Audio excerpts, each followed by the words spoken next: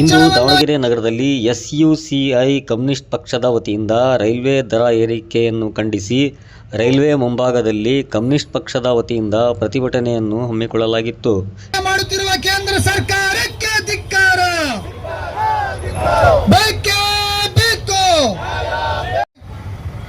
ಮುಂದಿನ ದಿನಗಳಲ್ಲಿ ಇನ್ನೂ ಉಗ್ರವಾದಂತ ಹೋರಾಟವನ್ನ ಎದುರಿಸಬೇಕಾದ ಹಾಗೇನೆ ನಾಗರಿಕರು ಕೂಡ ಇಂಥ ಸಮಸ್ಯೆಗಳ ಬಗ್ಗೆ ಎಚ್ಚೆತ್ತುಕೊಳ್ಳದೆ ಹೋದ್ರೆ ಮುಂದಿನ ದಿನಗಳಲ್ಲಿ ಇವೆಲ್ಲವೂ ಕೂಡ ಈ ದೇಶದ ಬಂಡವಾಳಿಗರ ಕೈವಶ ಆಗಿ ನಾವೆಲ್ಲರೂ ಕೂಡ ಪರಿತಪಿಸುವಂತ ದಿನಗಳು ಎದುರಾಗುತ್ತೆ. ಹಾಗಾಗಿ ಎಚ್ಚೆತ್ತುಕೊಂಡು ಇಂಥ ಜನವಿರೋಧಿ ನೀತಿಗಳ ವಿರುದ್ಧ ನಾವೆಲ್ಲರೂ ಕೂಡ ಐಕ್ಯವಾದ ಹೋರಾಟಗಳನ್ನ ಚಳವಳಿಗಳನ್ನ ಕಟ್ಟಬೇಕಂತ ಹೇಳಿ ಎಸ್ಯುಸಿಐ ಕಮ್ಯುನಿಸ್ಟ್ ಪಕ್ಷದ ಪರವಾಗಿ ಕರೆ ನೀಡುತ್ತಾ ಈ ಒಂದು ಪ್ರತಿಭಟನೆಯನ್ನ ಇಲ್ಲಿಗೆ ನಮ್ಮ ಘೋಷಣೆಗಳೊಂದಿಗೆ ಮುಕ್ತಾಯಗೊಳಿಸ್ತಾ ಇದ್ದೀವಿ.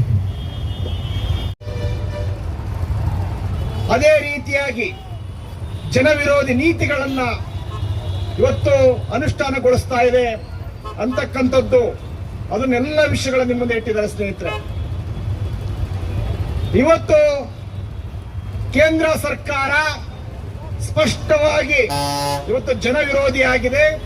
ಈ ದೇಶದ ಬಂಡವಾಳಗಾರರ ಪರವಾಗಿ ಅವರ ಏಜೆಂಟ್ ಆಗಿ ಕೆಲಸ ಮಾಡ್ತಾ ಇದೆ ಅನ್ನತಕ್ಕಂಥದ್ದನ್ನ ಇವತ್ತು ಮತ್ತೊಮ್ಮೆ ನಾನು ಒತ್ತಿ ಹೇಳಲಿಕ್ಕೆ ಬಯಸ್ತಾ ಇದ್ದೇನೆ. ಏನಂತ ಹೇಳಿದ್ರೆ, ಏನು ಮೋದಿ ಅವರು ಅಧಿಕಾರಕ್ಕೆ ಬಂದಾಗಿಂದ ಇಲ್ಲಿವರೆಗೂ ಕೂಡ ಇವತ್ತು ಏನು ಸಾರ್ವಜನಿಕ ವಲಯಗಳನ್ನ ಇವತ್ತು ದೇಶದ ಬಂಡವಾಳಗಾರರಿಗೆ ದಾರಿ ಎರಿತಾ ಇದ್ದಾರೆ.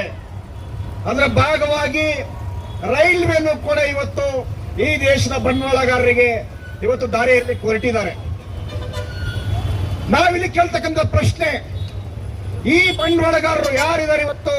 ಅಂಬಾನಿ ಇರ್ಲಿ, ಅದಾನಿ ಇರ್ಲಿ, ಟಾಟಾ ಇರ್ಲಿ, ಗೋಯಂಕ ಇರ್ಲಿ, ಬಜಾಜ್ ಇರ್ಲಿ, ಇವರೆಲ್ಲರಿಗೂ ಕೂಡ ಕೇಳ್ತಕ್ಕಂಥದ್ದು ಒಳಗೊಂಡು ಮೋದಿ ಅವರಿಗೆ ಈ ದೇಶದ ಆಡಳಿತ ಪಕ್ಷಗಳಿಗೆ ಹೇಳ್ತಕ್ಕಂಥದ್ದು, ಈ ಖಾಸಗೀಕರಣ ನೀವು ಸ್ವಾತಂತ್ರ್ಯ ಬಂದಾಗ ಯಾಕೆ ಮಾಡಲಿಲ್ಲ?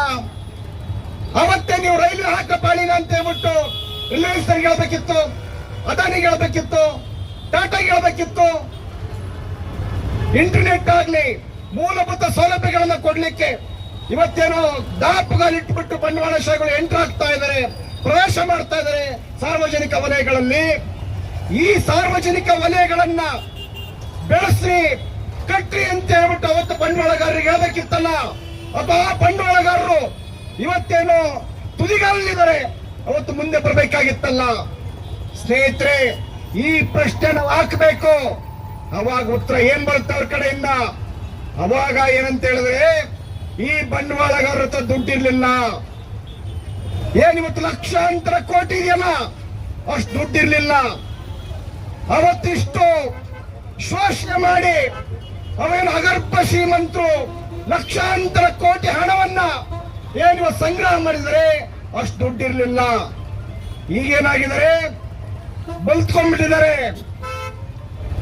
ಸಿಕ್ಕಾಪಟ್ಟೆ ಬಲಿಷ್ಠರಾಗಿದ್ದಾರೆ ಆರ್ಥಿಕವಾಗಿ. ಆ ದುಡ್ಡು ಯಾರ್ದು? ಹೆಂಗಾದ್ರು ಅವರು ಏನಂತ ಹೇಳಿದ್ರೆ, ಈ ದೇಶದಲ್ಲಿರ್ತಕ್ಕಂಥ ಜನಸಾಮಾನ್ಯರನ್ನ ಶೋಷಣೆ ಮಾಡಿ, ಕಾರ್ಮಿಕರನ್ನ, ರೈತರನ್ನ, ಜನಸಾಮಾನ್ಯರನ್ನ ಶೋಷಣೆ ಮಾಡಿ ಅವರು ಇವತ್ತು ಲಕ್ಷಾಂತರ ಕೋಟಿಯಷ್ಟು ಸಂಪತ್ತನ್ನ ಸೃಷ್ಟಿ ಮಾಡ್ಕೊಂಡಿದ್ದಾರೆ. ಈ ಸಂಪತ್ತು ಹೆಂಗ್ ಸೃಷ್ಟಿ ಮಾಡ್ಕೊಂಡ್ರು? ಅವರಾಗಿ ಅವ್ರು ಮಾಡ್ಕೊಂಡ್ರ? ಅವರಾಗಿ ಅವ್ರು ಮಾಡ್ಕೊಂಡಿಲ್ಲ.